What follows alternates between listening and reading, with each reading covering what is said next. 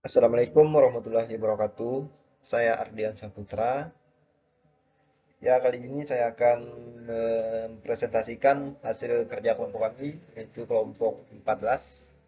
Adapun tujuan dibuatnya video ini yaitu untuk memenuhi tugas sistem cerdas, yaitu tugas UTS. Anggota dari kelompok kami, saya sendiri Ardian Saputra, ada Amar Rahman, dan I Gusti Gede Aryana Kusuma. Assalamualaikum warahmatullahi wabarakatuh. Ya, kembali lagi dengan saya Ardian Saputra, perwakilan dari kelompok 14 dengan anggota Ardian Saputra saya sendiri, Amar Rahman dan Ibu Gusti Gede Aryana Kusuma. Adapun tujuan dibuatnya video ini yaitu untuk memenuhi tugas kita mata kuliah sistem cerdas.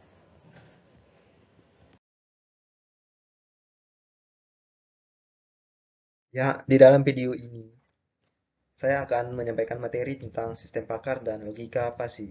Sistem pakar atau expert system adalah salah satu bidang ilmu komputer yang mendaya gunakan komputer sehingga dapat berlaku cerdas seperti manusia. Sedangkan logika pasi sendiri atau dalam istilah bahasa Inggris disebut pasi logik merupakan bentuk logika bernilai banyak yang memiliki nilai kebenaran dalam bilangan real antara 0 dan 1.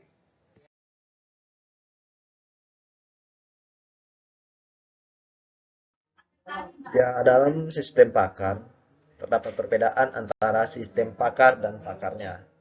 Sistem pakar sendiri adalah sistem yang berusaha mengadopsi pengetahuan manusia ke komputer, agar komputer dapat menyelesaikan masalah seperti yang biasa dilakukan oleh para ahli.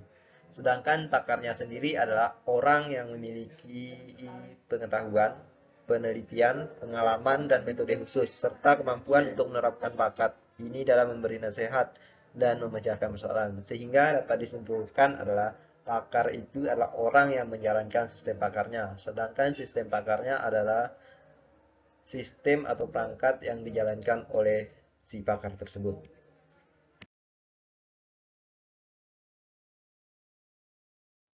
Keuntungan dan kelemahan sistem pakar. 1. Keuntungan orang awam dapat mengerjakan pekerjaan seorang ahli. 2. Dapat melakukan proses secara berulang dan otomatis. 3. Menyimpan pengetahuan dan keahlian para pakar. 4.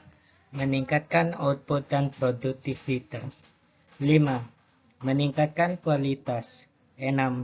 Dapat mengambil dan melestarikan keahlian para pakar.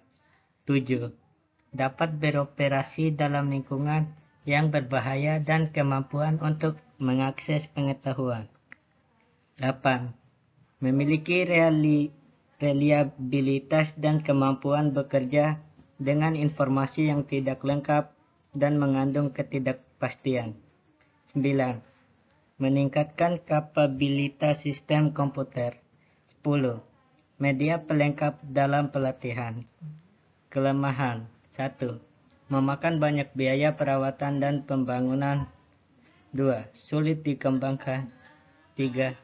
Sistem pakar tidak 100% bernilai benar.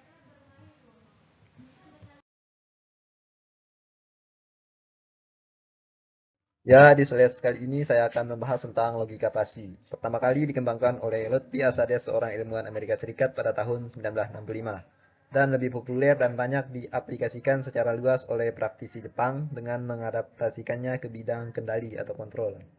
Adapun produk yang menerapkan prinsip logika pasi sendiri adalah seperti mesin cuci, AC, dan lain-lain. Pasi logik diterapkan mulai dari bidang teori kendali hingga intelijensia buatan.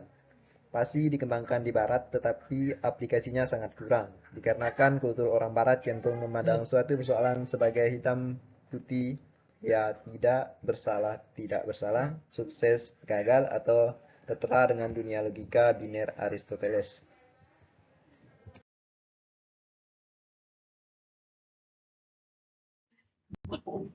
Adapun contoh masalah logika pasi, yaitu seorang dikatakan tinggi jika tinggi badannya lebih dari 1,7 meter. Terus bagaimana dengan orang yang punya tinggi badan 1,6999 meter atau 1,65 meter? Apakah termasuk kategori orang yang tinggi? Menurut persepsi manusia, orang yang mempunyai tinggi badan sekitar 1,7 meter dikatakan kurang lebih tinggi atau agak tinggi. Dan kecepatan pelan didefinisikan di bawah 20 km per jam. Bagaimana dengan kecepatan 20,001 km per jam? Apakah masih dapat dikatakan pelan? Mungkin manusia mengatakan bahwa kecepatan 2,001 km per jam itu agak pelan.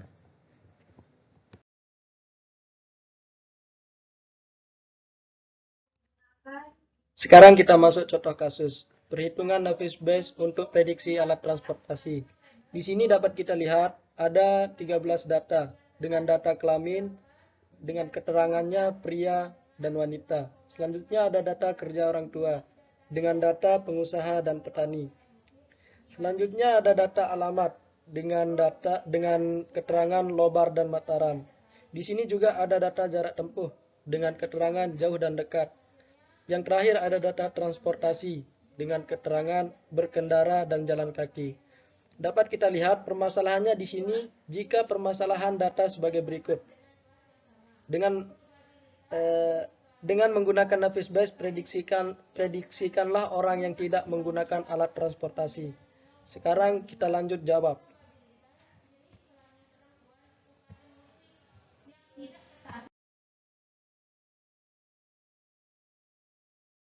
Selanjutnya kita masuk ke solusi. Solusi pertama, menghitung jumlah kelas pada tabel. Di sini probabilitas transportasi sama dengan berkendara. Maksudnya kita cari data transportasi yang berkendara. Sama dengan di sini kita dapat nilai 8, lalu kita bagi jumlah data keseluruhannya yaitu 13. Sehingga hasilnya 0,615. Selanjutnya probabilitas transportasi jalan kaki. Sama seperti yang tadi, data transportasi kita cari yang jalan kaki saja. Sehingga kita dapat nilai 5. Lalu kita bagi dengan 13. 13 ini jumlah data keseluruhannya. Sehingga kita dapat 0,384. Solusi kedua. Menghitung jumlah kasus yang sama dengan kelas yang sama. Probabilitas kelamin sama dengan pria dibagi dengan transportasi berkendara. Di sini maksudnya data pada kelamin kita cari yang pria yang bertransportasi berkendara. Sehingga kita dapat nilai 4. Lalu kita bagi dengan 8. 8 ini kita temukan tadi pada langkah pertama, yaitu data transportasi yang berkendara. Sehingga kita dapat hasil 0,5. Selanjutnya probabilitas kelamin sama dengan pria. Transportasi jalan kaki. Sama seperti yang tadi, data kelamin pria yang kita cari pada data transportasi yang jalan kaki saja.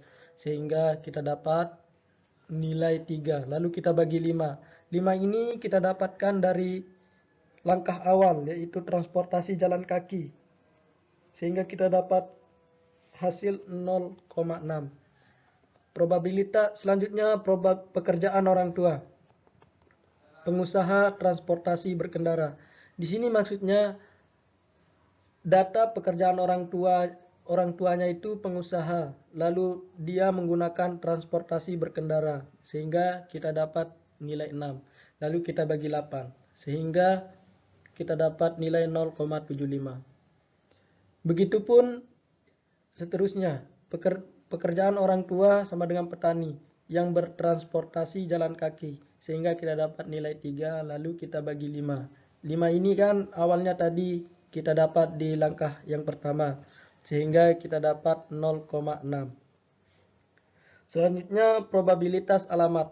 Alamat yang pada alamat data alamat sama dengan Lobar. Maksudnya di sini data pada alamat itu kita cari yang Lobar dan dia bertransportasi berkendara, sehingga kita dapat nilai 4, lalu kita bagi 8.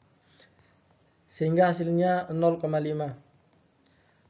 Probabilitas alamat sama dengan Lobar. Transportasinya jalan kaki. Sama dengan 0. Di situ kita temukan tidak ada yang alamat Lobar terus berjalan kaki. Itu kita masukkan 0 lalu kita bagi 5. Kan hasilnya 0.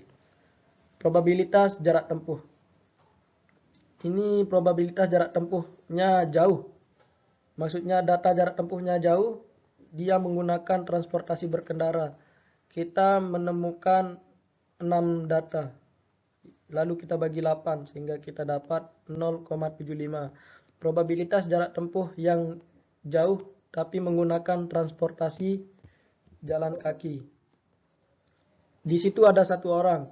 Lalu kita bagi 5 sehingga hasilnya 0,2. Solusi yang ketiga, probabilitas transportasi sama dengan berkendara. Maksudnya di sini kita bagi yang berkendara saja pada langkah kedua tadi. Sehingga 0,5 dikali 0,75, 0,5 dikali 0,75. Dan hasilnya 0,140625. Probabilitas sama dengan transportasi sama dengan jalan kaki. Maksudnya di sini kita kalikan dari langkah kedua itu yang jalan kaki saja. Ya, yang nilainya 0,6 kali 0,6 kali 0,2 sehingga kita dapat hasil 0,072. Nah, solusi keempat, probabilitas transportasi berkendara dan probabilitas berkendara. Sini maksudnya hasil dari langkah ketiga tadi kita kalikan dengan hasil dari menghitung jumlah kelas pada tabel, yaitu hasil yang transportasi berkendara tadi kan 0,140625. Lalu kita kalikan menghitung jumlah kelas pada tabel hasil berkendaranya 0,615 sehingga kita dapat hasil 0,086484375.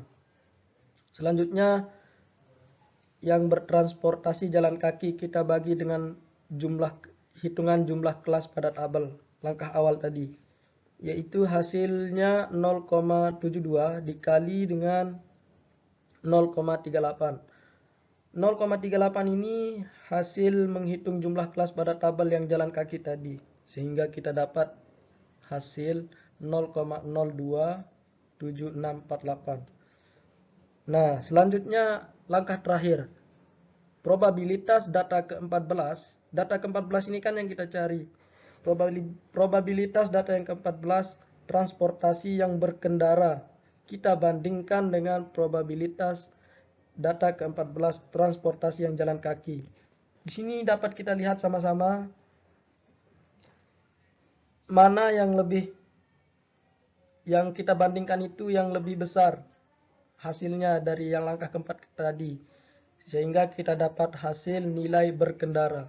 Jadi kesimpulannya adalah pada data ke-14 dengan kelamin pria, orang tuanya pengusaha, dengan alamatnya Lobar, data jarak tempuhnya jauh, menggunakan transportasi berkendara.